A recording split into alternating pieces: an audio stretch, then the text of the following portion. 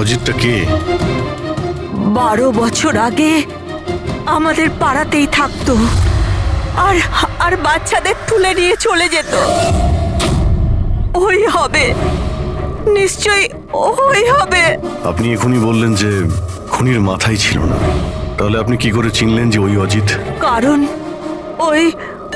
ও গলা কাটা খুনিটা অজিতের মতোই জামা কাপড় পরেছিল, কালো প্যান্ট, লম্বা একটা জ্যাকেট আর মাথায় টুপি, আর আর চকমকে জুতোটাও, আর ওর হাতে ওই অজিতের মতোই অস্ত্রটা ছিল। আচ্ছা, এই অজিতের ব্যাপারটা কি? স্যার, পেশায় তো উনি ছুরি কাটারি বানানোর কাজ করতেন। খুব ভয়ঙ্কর লোক ছিলেন উনি। তার উপর 5টা বাচ্চাকে উধাও করে দিয়েছিলেন। উনি তো আমার ছেলে সানিকেও কিডন্যাপ করার চেষ্টা করেছিলেন। তবে এটাই ভালো হয়েছিল যে পুলিশ এসে ওনাকে হাতে নাতে ধরে ফেলেছিলেন, এই পাশে সমিল থেকেই। আমি বলছি না এখান থেকে চলে যাও, নইলে এক্ষুনি বাচ্চার প্রাণ নিয়ে নেবো। আমি তোর কাছে বাচ্চাটাকে নিচে নামা বাচ্চাটাকে। আমার সাথে চালাকি বেশি করবি না, নইলে এই বাচ্চাটার মাথাটাকে 2 টুকরো করবো নাকি। পিস্তল নিচে রাখ। হ্যাঁ, নিচে রাখছি। হ্যাঁ, রাখছি।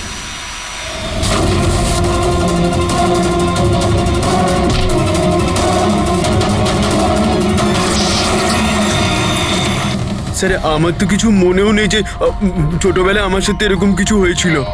তো দিদা, তুমি এটা বলছো যে 12 বছর আগে যে লোকটা মরে গিয়েছিল ওই গলা কাটা লোকটা ফিরে এসেছে? যা তা।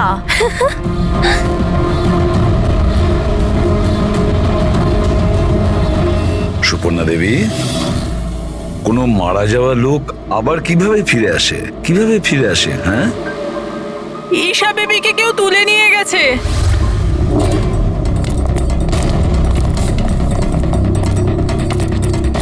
কি হয়েছে? ঈশা বেবিকে কেউ তুলে নিয়ে গেছে। হোয়াট? তুলে নিয়ে গেছে?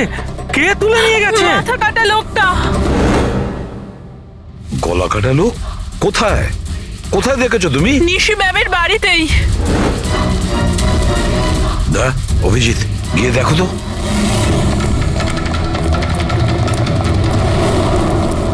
কোন দিকে? আপনারা এখানেই দাঁড়ান।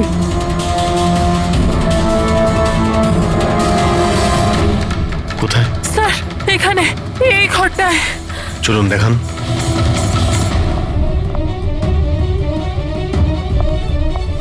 স্যার,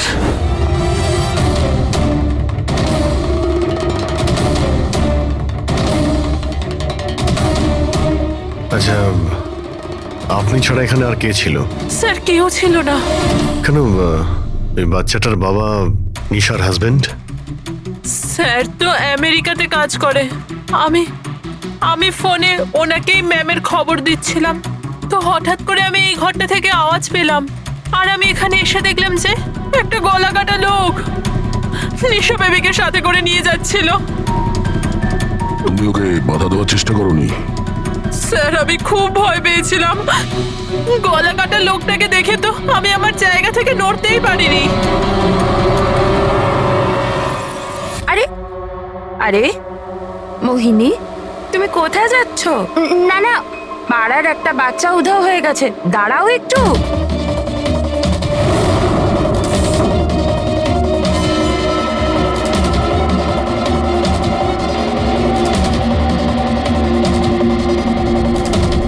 ঈশাকে খুঁজে বার করবো আমরা। হ্যাঁ, অভিজিৎ, জুতোর ছাপ হয়তো খুনিরই হবে। স্যার, হ্যাঁ প্রবি, স্যার এই লেদারের টুকরোটা পেলাম পিছনের দরজা থেকে। হতে পারে কোনো জ্যাকেটের এটা। জ্যাকেটের? আচ্ছা, ওই অপরাধী এইরকম কোনো জ্যাকেট পরেছিল কি? হ্যাঁ স্যার। স্যার, আপনি প্লিজ ঈশা বেবিকে যে কোনো ভাবে বাঁচিয়ে দিন। ভয় পাবেন না, আমরা চেষ্টা করে দেখছি। স্যার, খুনি দেখতে কেমন ছিল আমরা তো জানিই না, ওকে ধরবো কিভাবে? কিন্তু এই সুবর্ণা ম্যাডাম বলছিল যে ওই মাথা কাটা লোকটা অজিত। একটা কাজ করি, 12 বছর আগে অজিতের কেসটা যে ইন্সপেক্টর হ্যান্ডেল করছিল ওনাকে বিয়ের হতে ডাকলেই সব জানতে পারা যাবে।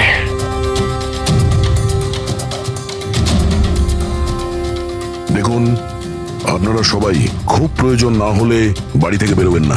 বাড়ির দরজা জানলা ঠিক করে বন্ধ করবেন। আর হ্যাঁ, বিশেষ করে বাচ্চাদের উপর নজর রাখবেন, ঠিক আছে? আমাদের একজন অফিসারকেও আমরা এখানে রেখে দিচ্ছি। হ্যাঁ, খেয়াল রাখবেন নিজেদের।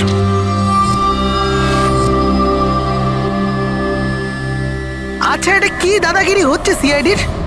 বাড়িতে থাকবে, একটা মার্ডার কি হয়ে গেছে, আমরা কারফিউ লাগে বাড়িতে বসে থাকবো? কোনো দরকার নেই বাড়িতে বসে থাকার।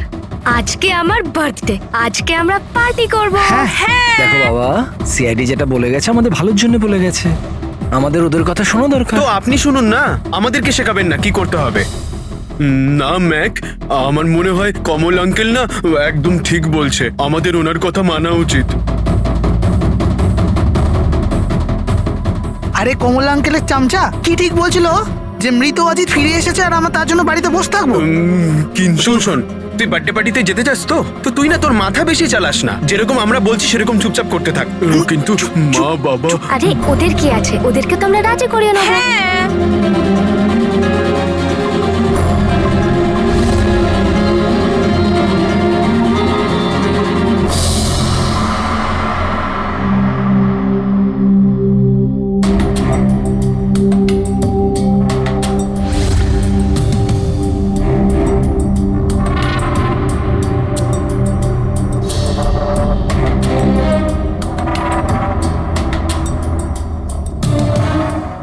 আমি এই কেসটা হ্যান্ডেল করছিলাম। 12 বছর আগে আমি ওকে ধরেছিলাম, কিন্তু আফসোস ওকে জেল অব্দি নিয়ে যেতে পারিনি। সব মিলে একটা ঘটনা ঘটলো আর সেখানে মারা গেছিল। আপনি কি শিওর যে অজিত মারাই গিয়েছিল? স্যার, মাথাটা ধরের থেকে আলাদা হয়ে গেছিল। আমিও শেষকৃত্যতেও গেছিলাম। তাহলে এখন এই অপরাধটা কে করছে? অজিতের কোনো কাছের লোক যে 12 বছর বাদে বদলা নিতে চায়? যদি বদলায় নেবার থাকতো তাহলে 12 বছর অপেক্ষা কেন করলো? আর কেই বা বদলা নেবে? ওর তো কেউ আগে পেছনে ছিলও না। ওর বাড়ির ব্যাপারটা কিছু বলতে পারবেন? স্যার, সরকার ওর বাড়িটা সিল করে দিয়েছিল। আচ্ছা, এই মাথা কাটা খুনি কে হতে পারে? স্যার, হতে পারে ওটা ওর ভূত। আরে স্যার, আমি তো মজা করছিলাম। Thank you very much officer, আমাদের দরকার পড়লে তোমাকে আবার ডেকে নেব। Any time sir. Thank you. Yeah sir, একজন না দুজন লোক দেখেছে এই মাথা কাটা লোকটাকে। স্যার, একটা কথা আপনি নোটিস করেছেন? ওই অজিত কিন্তু শুধু বাচ্চাদেরই খুন করত, কিন্তু এই খুনি নিশিকে খুন করেছে। আর তারপরে ওর মেয়েকেও কিডন্যাপ করেছে। এক্স্যাক্টলি। আর এমন কি দরকার ছিল মেয়েটাকে মেরে ফেলার? কিডন্যাপিং এর সময় বেচারি মেয়েটি বাড়িতেই ছিল না। হ্যাঁ স্যার, কিডন্যাপের সময় ওই আয়া মায়া ছিল ঘরে। আর কারোর যদি খুন হওয়ার কথাই ছিল এই কিডন্যাপের জন্য, তাহলে নিশ্চিত নয় মায়ার খুন হওয়ার কথা ছিল। মেয়েটি নিশ্চয়ই কোনো বিশেষ কারণে খুন হয়েছে। পুরবী, নিশার স্বামী কবে আসছে? স্যার, কালকে সকালে। কাল সকালে? একটা কাজ করো পুরবী, তুমি ফেডরিক আর পঙ্কজকে নিয়ে ওই কলোনিতে যাও, আর ওখানে যারা রয়েছে তাদের উপর নজর রাখো, বিশেষ করে বাচ্চাদের ওপর। আমরা থাকতে কোনো বাচ্চাদের ক্ষতি হতে দেব না। হ্যাঁ সারিকা, বলো। স্যার, ওই মেয়েটার গলায় যে রক্ত পাওয়া গিয়েছিল না, তাতে আমি কিছু মেটালিক পার্টিকেলস পেয়েছি, কিছু ধাতুর কণা পাওয়া গেছে। আরে এটা কোনো প্রমাণ হলো নাকি? যে অস্ত্র দিয়ে মেরেছে তার তো কণা থাকবেই। আরে না না, এই কণাগুলো একটু অন্যরকম। এই জন্য আমার এগুলোর কার্বন ডেটিং করতে হবে। Carbon dating? কিন্তু কেন কার্বন ডেটিং কেন? ব্যাস একবার রেজাল্টটা আসুক, সব পরিষ্কার হয়ে যাবে। কিন্তু স্যার, আমার মনে হয় এই মাথা কাটা খুনি আসলে অজিতই হবে।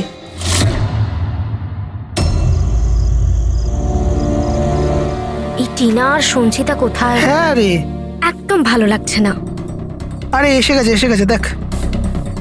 ভাই, টিনা তো বললো আসবে না, ও বললো যে ও ভয় পাচ্ছে। ছাড় ওকে। আরে গাইস, ভয় পাবার কোনো দরকার নেই, ভয় পেও না। চলো আমরা বার্থডে পার্টি এনজয় করি, চল। তাড়াতাড়ি চলো। কিন্তু মা বাবা যদি জানতে পারে তাহলে? আরে বাবা, আরে মা বাবা জানতেই পারবে না। কিন্তু ভাই আরো একবার ভাবতে পারতিস আমাদের কিছু হয়ে গেলে তো। আরে কিছুই হবে না, এর আগে কেউ জানতে পেরে যাক, আমরা এখান থেকে পালাই। চল চল দাঁড়াও।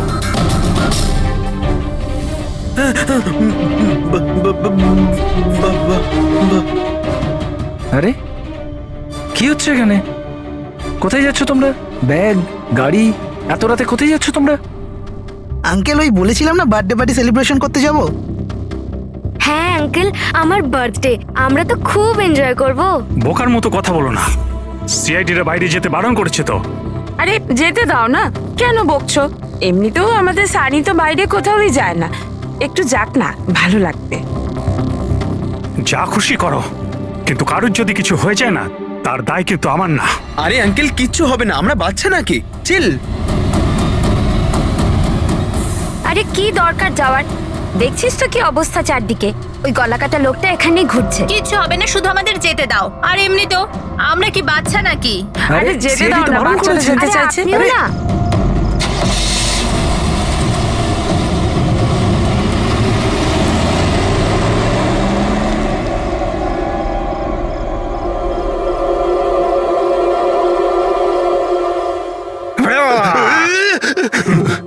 আরে ভাই, আমাকে কেন ভয় দেখাচ্ছিস? হ্যাঁ বলছি শোন, সাবধানে থাকবি। ওই কলাকাটা লোকটা আশেপাশেই কোথাও থাকতে পারে, এটাই তো ওনার বাড়ি। আরে এখানে কেন দাঁড়িয়ে আছেন, চলুন তাহলে।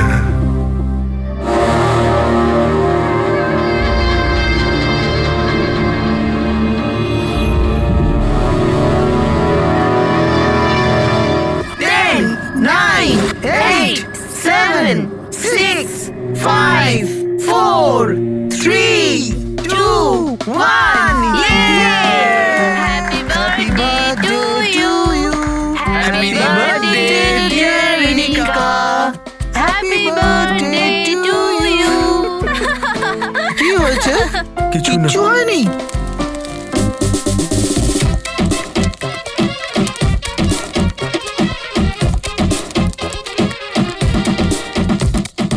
আরে তোর দ্বারা হবে না, চল যা ভেতরে গিয়ে নাচ, চল যা যা।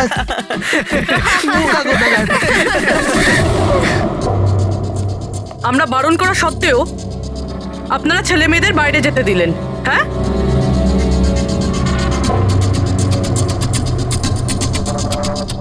স্যার, স্যার এখানে একটা প্রবলেম হয়েছে।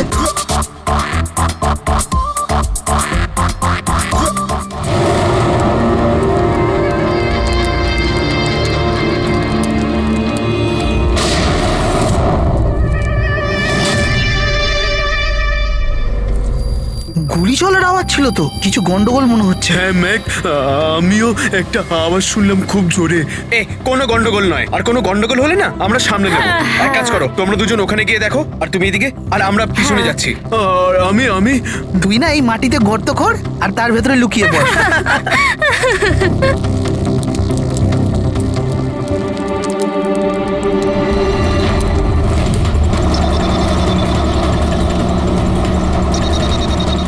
স্যার এদেরকে তো ফোনেই পাচ্ছি না। না পঙ্কজ, জঙ্গলে নেটওয়ার্ক পাওয়া যায় না। ওদের ওখানে যাওয়াই উচিত হয়নি। যেই হোক, খুনি ওখানে পৌঁছানোর আগে আমাদের ওখানে পৌঁছতে হবে।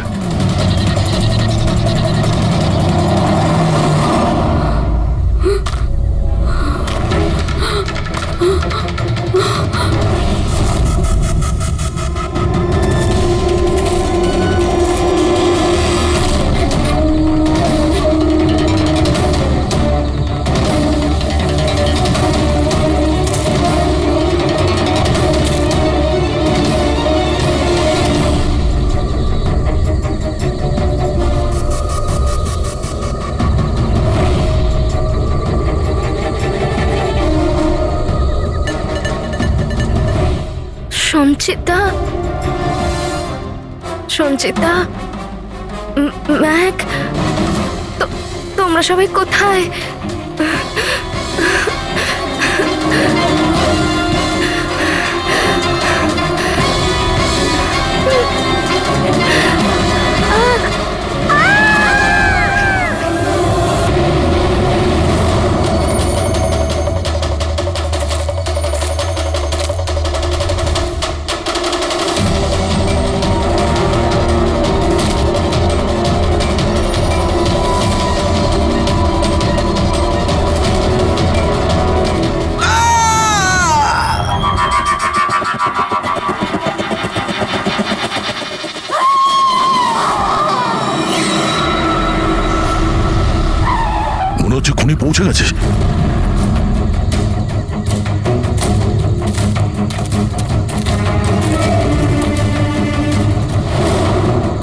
আওয়াজ এখান থেকে এসছে, নিচে গিয়ে দেখি।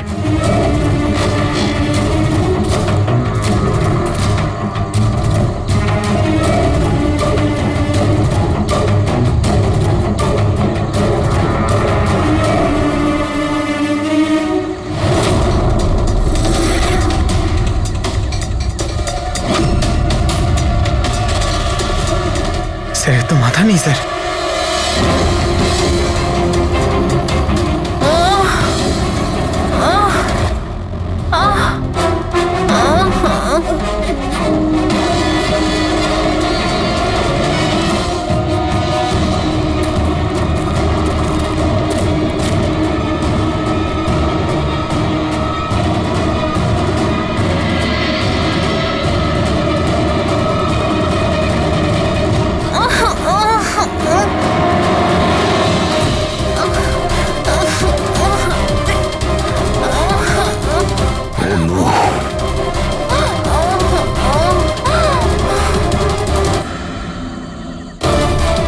বেঁচে আছে, সঙ্গীতা! নিঃশ্বাস চলছে, সঙ্গীতা!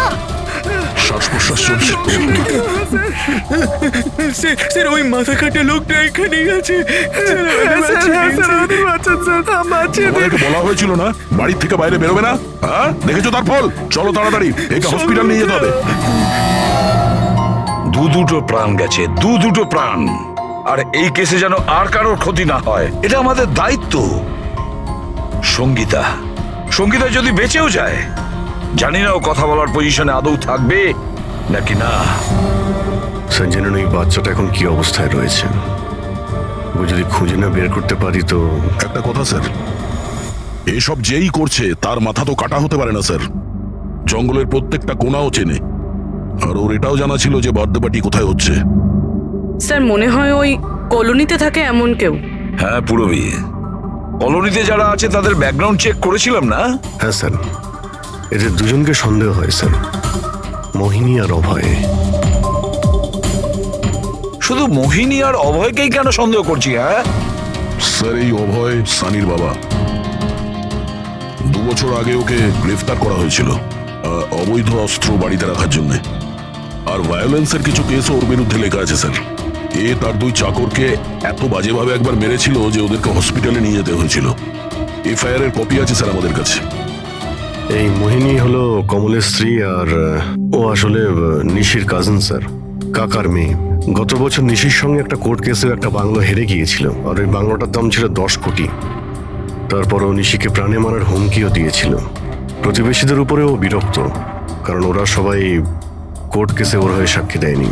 একটা কাজ করি আমরা, অভয়, মোহিনী, নীরা, কমল সবাইকে ডাকো বিউরোতে। খুব ভালো করে জিজ্ঞাসাবাদ করতে হবে। আর হ্যাঁ, নিশার স্বামী প্রতীক, ওকেও ডেকে নাও। আমার তো বিশ্বাসই হচ্ছে না যে আমার নিশা আমাকে ছেড়ে চলে গেছে। আচ্ছা প্রতীক, নিশাকে কে মারতে পারে? মানে আমি বলতে চাইছি, তুমি কি কাউকে সন্দেহ করো? স্যার, নিশাকে তো অনেকেই অপছন্দ করত, বিশেষ করে কলোনির বাচ্চারা। ঘৃণা করতো? কিন্তু কেন? নিশা একটু রাগী স্বভাবের ছিল। ও সবার ওপরেই নিজের অধিকার ফলাতে চাইতো। স্যার, যেমন করে হোক আমার বাচ্চাই ঈশাকে খুঁজে দিন স্যার। আমি আমার ওয়াইফকে হারিয়েছি, ঈশাকে হারাতে চাই না স্যার। আপনার ইশারা ভালোভাবেই বুঝতে পারছি আমি, কিন্তু আমার আগে আপনার মোহিনী আর কমলের উপর সন্দেহ করা উচিত ছিল। আরে মোহিনী কতবার নিশিকে প্রাণে মারার হুমকি দিয়েছে, আর কমল কমল কমল তো এই ধরনের টিভি সিরিয়ালই দেখে, যাতে শুধু খুন খারাপি আর জুলুমের ঘটনা থাকে। হ্যাঁ হ্যাঁ, আমি টিভি সিরিয়াল মানে ক্রাইমের টিভি সিরিয়াল দেখি, কিন্তু এটার মানে এটা তো নয় যে আমি ব্যক্তিগত জীবনেও খুন করতে বেরিয়ে পড়ব। আপনার লাস্ট এপিসোড আমরা দেখেছি, খুব ভালো টিআরপি ছিল ওটা। Thank you thank you. এরকম লোকের একটা কাহিনী যে নাকি বাচ্চাদের কিডন্যাপ করতো। আগে আগে। আচ্ছা, অজিতের সঙ্গে তোমার কোনো বন্ধুত্ব ছিল না? দেখুন, আপনারা এমনি এমনি আমার উপর সন্দেহ করছেন। যে সময় বাচ্চারা জঙ্গলে বার্থডে পার্টি করছিল, আমি তো আমার বাড়িতেই ছিলাম। আচ্ছা মোহিনী দেবী, আপনি তো এটা বলেননি যে নিশি আপনার খুড়তুতো বোন? হ্যাঁ, আর আপনি ওকে কয়েকবার প্রাণে মেরে ফেলার হুমকিও দিয়েছিলেন, কেন? হ্যাঁ হ্যাঁ স্যার, ও আমার বোন ছিল। কিন্তু আপনি আমার মাথা আর শরীর দেখতে পাচ্ছেন তো? খুনির তো মাথাই ছিল না, তো আমি কি করে খুনি হতে পারি?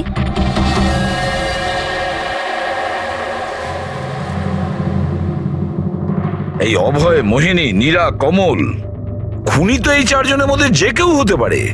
কলোনির সব লোককে বলে দাও ওরা যেন বাড়ির থেকে না বেরোয় যতক্ষণ না এই গলা কাটা খুনি ধরা পড়ে। এখন তো একটা চিন্তা ঢুকে গেল বেচারি ওই ঈশার ব্যাপারে।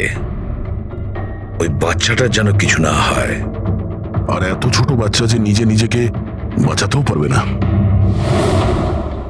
1 মিনিট, কি বললে তুমি দয়া?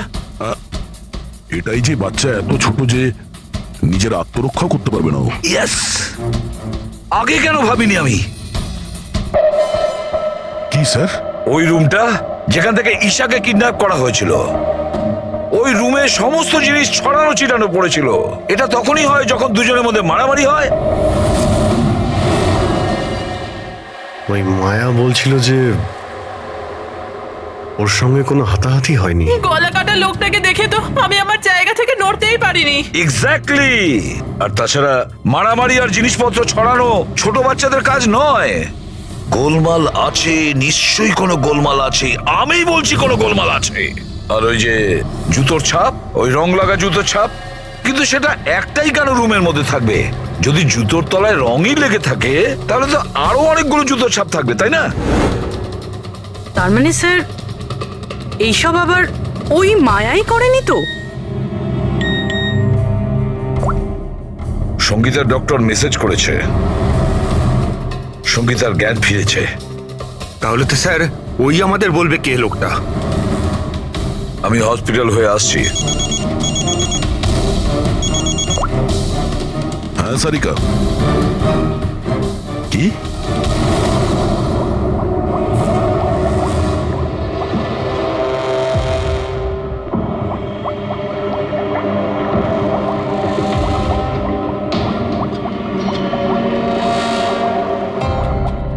কি ডক্টর সারিকা, আপনিও কি বলছিলেন? এই সব খুন অজিত করছিল? যে যে মারা গেছে সে খুন করবে কি করে? এই কথাগুলো আমি বলছি না, নিশা আর বাদবাকিদের গলায় যে রক্ত পাওয়া গেছে না, সেই রক্তগুলোই এটা বলছে। আর ওর রক্তে যে মেটাল পার্টিকলস পাওয়া গেছে তার কার্বন ডেটিং করার কথা ছিল। হ্যাঁ, করিয়েছি তো আমি সেটা। আর তোমরা জানো কি রেজাল্ট এসেছে? এসো দেখাচ্ছি। এখন তোমরা জানোই যে আমরা কার্বন ডেটিং এর ব্যবহার তখনই করি যখন কোনো জিনিসের এক্স্যাক্ট বয়স জানার হয়। হ্যাঁ, আর নিশার খুন যে অস্ত্র দিয়ে করা হয়েছে সেটা কমপক্ষে 10 থেকে 12 বছরের পুরনো। কি এত পুরনো? হ্যাঁ, তাই তো আমরা রক্তের মধ্যে আয়রন আর রাস্টের পার্টিকেলস পেয়েছি। আর সব থেকে আশ্চর্যের ব্যাপার হলো এটাই যে দ্বিতীয় যে রক্তটা পাওয়া গেছে না নিশার গলা থেকে, ওটা একটা মানুষের নয়, 12 জন আলাদা আলাদা মানুষের। 12 জন আলাদা আলাদা লোকের রক্ত? এই যে 12 জনের আলাদা আলাদা স্যাম্পল আর 12টা আলাদা আলাদা ডিএনএ। তার মানে খুনি খুন করার পরে এত বছর ধরে অস্ত্র পরিষ্কারই করেনি? মাথা কাটা নয়, মাথা খারাপ খুনিয়ে। কিন্তু এটা বুঝতে পারলাম না যে তুমি অজিতের নাম কেন নিলে? কারণ নিশার রুমে যে জুতোর দাগ পাওয়া গেছে ওটাতে এমন কিছু মাইক্রোবস পাওয়া গেছে যেটা এমন কোনো জায়গা থেকে এসেছে যেটা বছরের পর বছর বন্ধ। আর যে জ্যাকেটের পিসটা আমরা পেয়েছি সেটা বছরের পর বছর রোদ পায়নি। তাহলে এরকম জায়গা কোথায় হতে পারে যেটা অনেক বছর বন্ধ? অজিতের বাড়ি।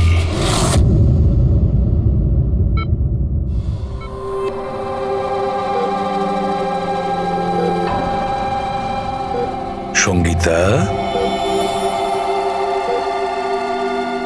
কেমন আছো মা?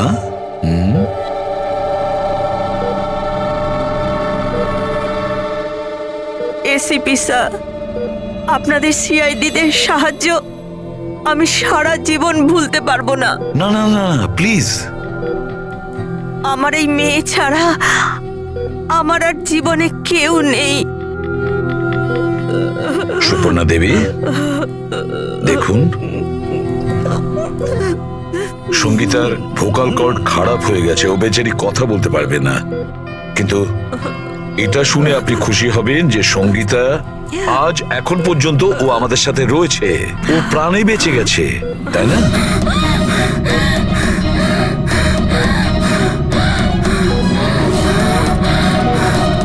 সঙ্গীতা, সঙ্গীতা, সঙ্গীতা, তোমার কি দরকার বলো, কি চাই বলো? কি? দেখো সঙ্গীতা, এখানে ওষুধ আছে, মোবাইল আছে। তোমার মোবাইল দরকার? এ না, না ধরো। ওকে, অন করো। ঠিক আছে, ঠিক আছে। যার মাথা কাটা গেছে সে কিভাবে কথা বলছে? মাই গড! সুপর্ণা দেবী, হ্যাঁ, অজিতের হাইট কত ছিল আপনি কি বলতে পারবেন? ওর উচ্চতা? প্রায় 5.5 ফিট। 5.5 ফিট? অজিত 5.5 ফুট, কিন্তু এই যে খুনি দেখছি ও তো 6 ফুট হাইটের মনে হচ্ছে। অজিত 5.5 ফিট আর খুনি 6 ফিট, তাহলে অজিত নাকি?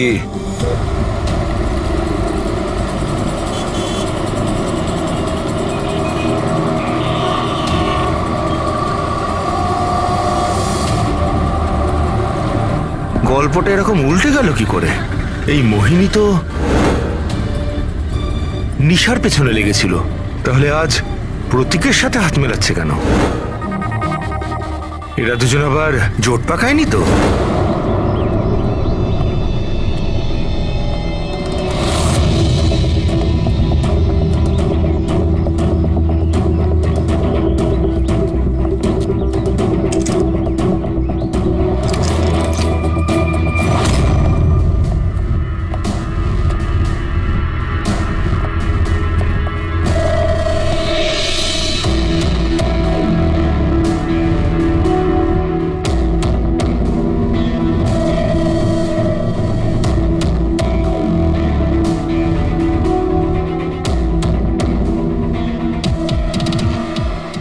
অভিজিৎ, গত 12 বছর ধরে তো এই ঘরটা বন্ধই আছে, কিন্তু মনে হচ্ছে এখনো এখানে কেউ যাওয়া আসা করে।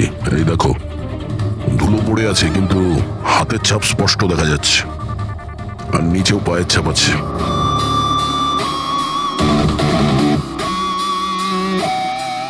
খুনি এই চেয়ারেও বসে।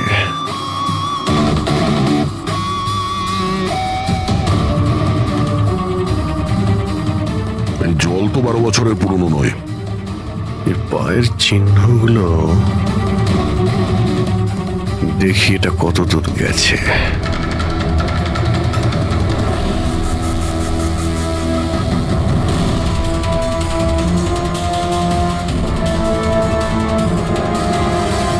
মাই গড, এত অস্ত্র! এখানে লেগে থাকা রক্ত,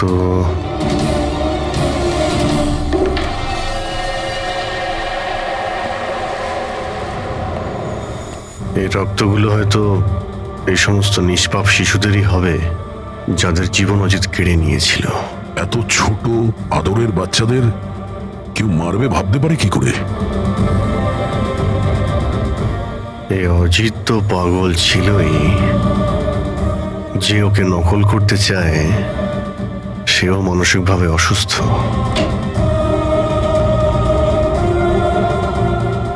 অভিজিৎ, এই দেখো, এটা ওই নীল রঙের ছাপের জুতো,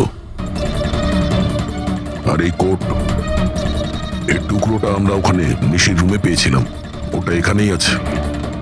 মানে খুনি অজিতের বাড়িটাকে নিজের আড্ডা করে রেখেছে। কিন্তু এটা জানবো কি করে যে এই খুনিটা কি? মনে আছে ডক্টর সারিকা কি বলল? নিশার নার্সারিতে যে জুতোর দাগ পাওয়া গেছে না, সেখানে এমন কিছু মাইক্রোস পাওয়া গেছে যেগুলো এমন কোনো জায়গা থেকে এসেছে যে জায়গাটা অনেক বছর বন্ধ। যদি খুনির জুতোতে মাইক্রোওয়েভস থাকে বন্ধ জায়গার, তাহলে ওর শরীরেও থাকবে।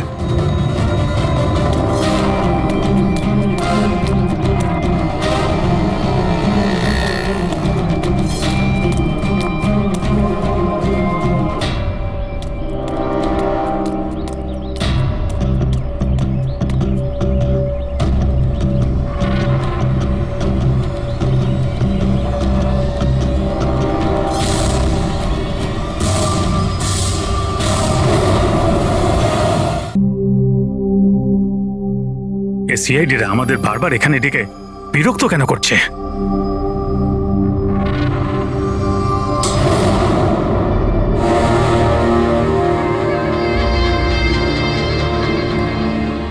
আরে অজিত, অজিত এখানে মনে হচ্ছে। আরে কেউ তো আমাদের মেরে দেবে। আরে কেউ বাঁচাও, কেউ আছে নাকি? কেউ বাঁচাও। আরে অজিত এখানে কি করে? আরে আরে ভয় লাগছে তো। অজিত এখানে আমাদের প্রাণ না।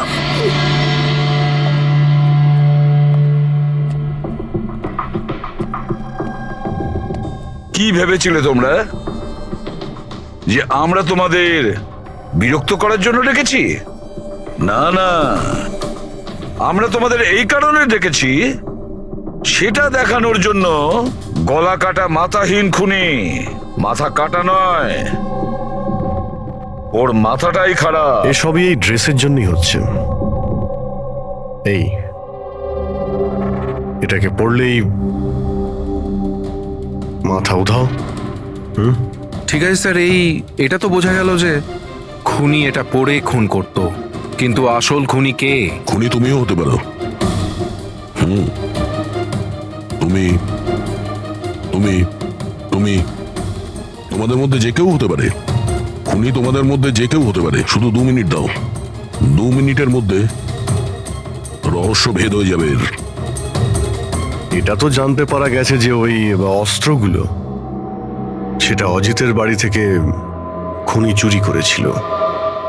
কিন্তু যখন ওই অস্ত্রগুলো চুরি করতে খুনি অজিতের বাড়িতে যায়, তখন ওই বন্ধ বাড়িটায় ধুলোয় ভর্তি হয়েছিল, যেটাও যাওয়ার পর পরিষ্কার হয়ে যায়। আর ওই রুমে যত ধুলোর কণা ছিল সেই খুনির শরীরে এসে গেছে। আর আমরা তোমাদের সবার টেস্ট করব, সবার। আর যার শরীর থেকে আমরা সেই ধুলো পাবো, সেই আমাদের বিচারে খুনি। কিন্তু আমাদের উপর কেন সন্দেহ করা হচ্ছে? কারণ খুনি শুধুমাত্র তোমার উপর আর এই সানির উপর হামলা করেনি। আর মোহিনীকে এই জন্য, কারণ ও নিশিকে মারার হুমকি দিয়েছিল, সেটাও অনেকবার। আর অভয়ের উপরে এই জন্যই যে ও খুব অল্পেতেই রেগে যায়।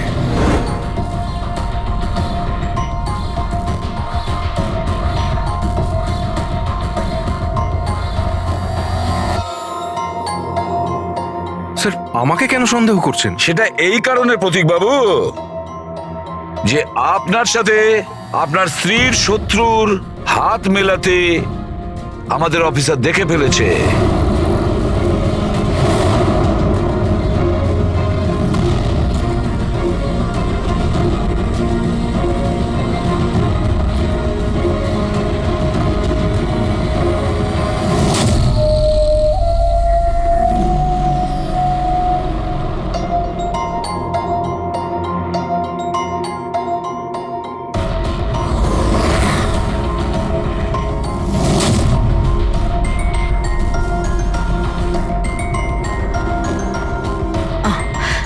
স্যার, এখনই সমস্ত ব্যাপারটা পরিষ্কার হয়ে যাবে।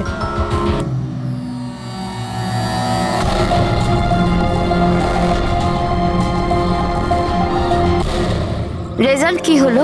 জানা গেল খুনিকে? হ্যাঁ, আমরা জানতে পেরেছি খুনিকে। খুনি আপনি আপনি আপনি আপনিও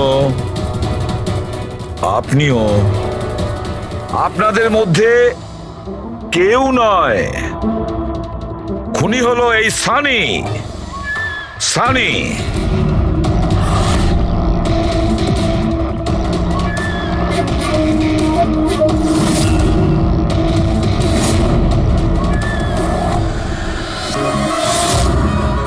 হ্যাঁ, আমি গিয়েছিলাম অজিতের বাড়িতে। সত্যি এটাই। কিউরিসিটি ছিল আমার, ওই কি যেন বলে, ওই প্রশ্ন ছিল আমার জানবার যে ও কি করে ভাবে, কোথায় থাকে, কি করে। তো আপনাদের যদি আমাকে ধরবার হয়তো ধরতে পারেন, ওর বাড়িতে যাবার অপরাধে ধরতে পারেন, কিন্তু খুন করবার অপরাধে তো ধরতে পারবেন না। তোমাকে দোষী সাব্যস্ত করার জন্য আমাদের কাছে আরো একটা প্রমাণ রয়েছে। দেখতে চাইবে? হ্যাঁ,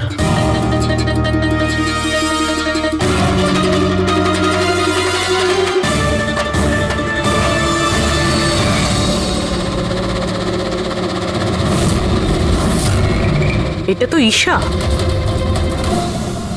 সানি, কেন করেছিস তুই এসব? কেউ কেন করে?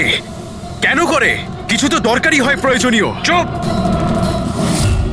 খুন কারোর করার দরকার ছিল না।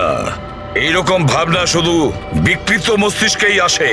এসিপি স্যার, আপনি সিআইটির অনেক বড় বাহাদুর অফিসার। দেশের বাচ্চা বাচ্চা আপনার বাহাদুরির গল্প শোনে, সবাই চেনে আপনাকে। কিন্তু আমার মতো দুর্বলদের এই সমাজ কিভাবে পায়ের নিচে দলে দেয় সেটা বোঝবার আপনার ক্ষমতা নেই। কেন? কি এমন অন্যায় করেছে সমাজ তোমার সাথে? হ্যাঁ, আমাকে ব্যবহার করেছে, আমাকে এমন ভাবে ব্যবহার করেছে যেন আমি একটা ডাস্টবিন।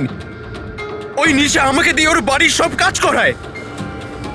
আর স্যার, ভুলেও যদি কোনো ভুল হয়ে যায় তাহলে ঝাঁটা দিয়ে মারতো। বাবা, এত সব রাগ তুমি তোমার নিজের মধ্যে পুষে রেখেছিলে, আমাকে কিছু বলনি কেন? আরে তো কি বলতাম, তুমি তো গিলতে আর আমাকে বেল্ট দিয়ে মারতে। এটা তো খুব ভালো হয়েছে যে সিআইডি আমাকে ধরে ফেলেছে, নয়তো পরবর্তী খুন তোমার করতাম।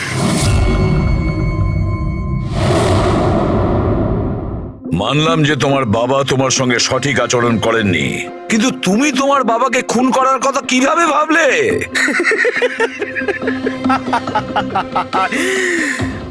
আপনিও তো আপনার ছেলেকে মেরেছিলেন।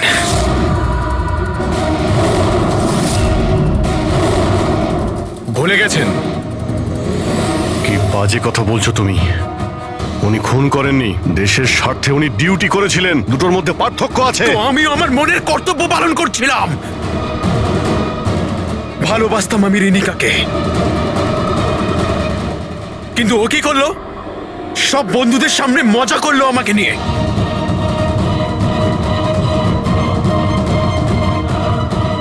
মেরে দিলাম আমি। আমার তো মনে হয় তোমার চিকিৎসার প্রয়োজন। নিয়ে যাও একে। চল।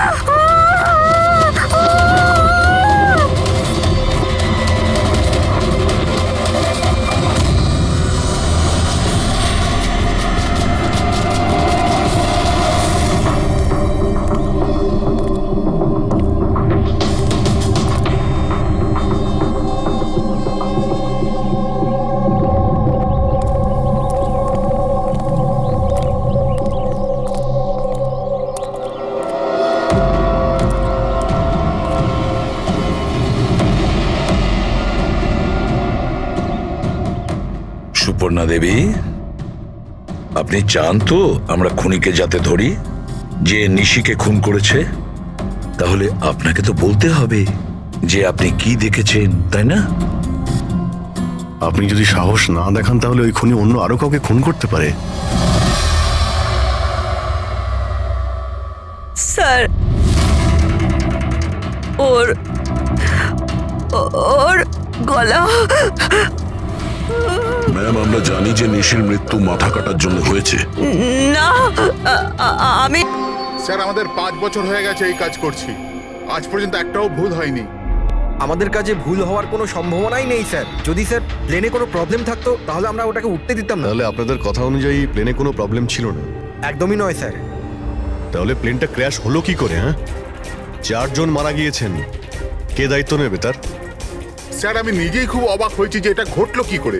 ফ্লাইট রেকর্ডার জানেন তো আপনারা, যাকে আমরা ব্ল্যাক বক্স বলি, সেখানেও সবকিছু নর্মাল দেখাচ্ছে। নর্মাল বললে কাজ চলবে না, সব কিছু ডিটেলে বলুন, শুরু থেকে, টেক অফ হওয়ার আগে থেকে কি হয়েছিল। আমরা পুরো প্লেন চেক করে পাইলটকে হ্যান্ড ওভার করে দিয়েছিলাম। তারপরে ওই 3 বিজনেসম্যান প্লেনে করে সুরাটের দিকে রওনা দিল।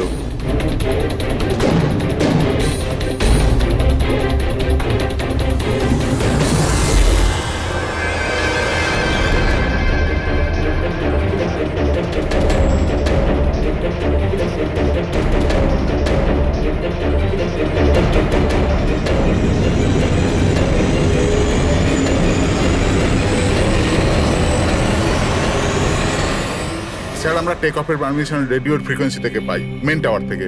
কাল আমাদের পুরো ইনফরমেশন পাওয়ার পরই আমরা টেক অফের প্রক্রিয়া শুরু করেছি। হ্যাঁ ফ্রেডি,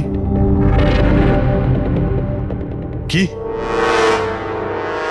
আচ্ছা, ওকে ওকে ওকে, হ্যাঁ ঠিক আছে, আমরা দেখছি। কি হয়েছে স্যার? মদনকে যে নাম্বার থেকে হুমকি দেওয়া ফোন করা হয়েছিল সেটা ক্র্যাশের দিন এখানেই ছিল, এই এয়ার স্ট্রিপেই। স্যার ফোনটা যদি এখানেই থেকে থাকে তাহলে এটা ভিতরের কোনো লোকের কাজ। কি? হ্যাঁ না স্যার, আমরা কাউকেই কোনোদিন হুমকি দিয়ে ফোন করিনি। তোমরা না করলে কি বাইরের কেউ এসে করে গেছে? এই তোমাদের সিকিউরিটি এয়ার স্ট্রিপের? যদি ওই লোকটা এখানে এসে থাকে তাহলে কিছু না কিছু তো এখানে নিশ্চয়ই ফেলে গেছে, চেক করে দেখি। স্যার এই জায়গাটা তো পুরো পরিষ্কার, ও যদি কোথাও লুকায় তাহলে ওই হ্যাঙ্গারের কাছে কোথাও লুকিয়েছিল। ঠিক আছে, ওখানে দেখি। আপনারা আসুন আমাদের সঙ্গে।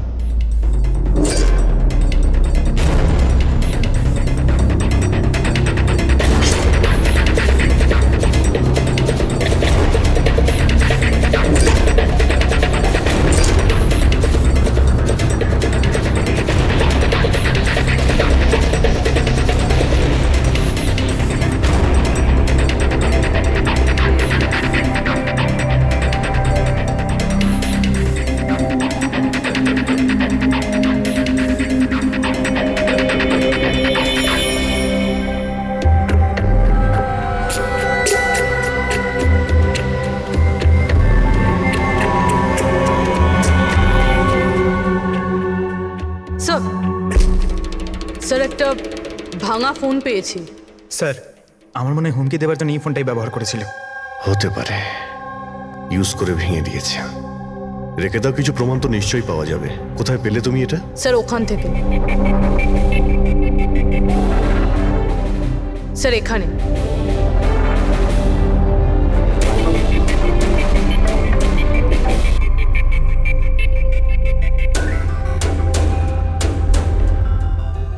স্যার এই দেখুন, এখানে কানের মতো কিছু একটা দেখা যাচ্ছে।